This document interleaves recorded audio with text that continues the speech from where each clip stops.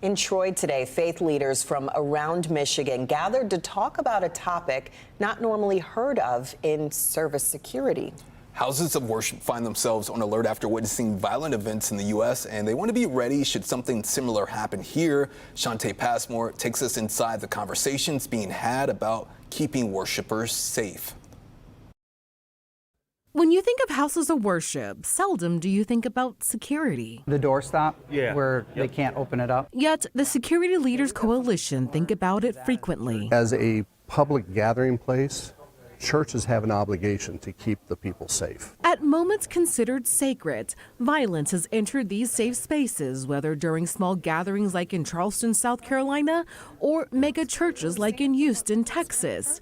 The Faith-Based Security Network reports nearly 50% of all deadly force incidents that faith-based organizations don't involve guns or active shooters.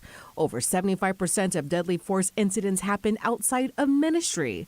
It's why the coalition's theme is centered on Are You Prepared? At Kensington Church. Security is not only limited to having armed members. Security is much bigger than that. I think it's just being prepared and making way for first responders, making people alert and aware of surroundings. Security at houses of worship go beyond the four walls of a building. Faith leaders within this coalition have told me there have been times when they've had to look out for each other. So if I have something happen at my church, I can let everybody else in the coalition know so that they can be watching to see if that person shows up at their church. We have had that happen. Faith leaders say being on guard falls on everyone within houses of worship, not just a dedicated team.